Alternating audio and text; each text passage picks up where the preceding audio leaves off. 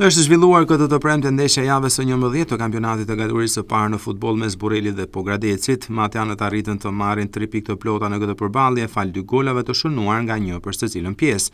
Ndeshja ishte luftarake që në minutat e parë të kësaj, ku të dyja ekipet kërkuan me golin, por pa rezultat deri në minutën e 42. Kur Arnold përfiton nga një top në afërsi të zonës dhe godet në shenjë, duke tundur rrjetën e portës pogradecare.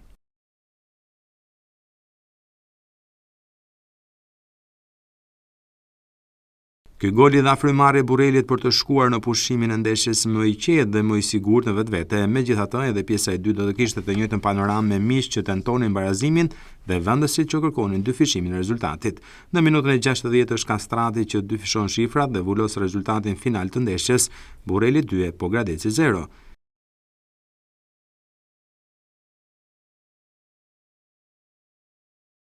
Kjo humbje do t'i kushtoj shumë liçenorëve të cilët synonin ngjitjen në krye të klasifikimit të kategorisë së parë për të qenë një nga pretendentët kryesor për të luajtur sezonin e ardhshëm në Super League.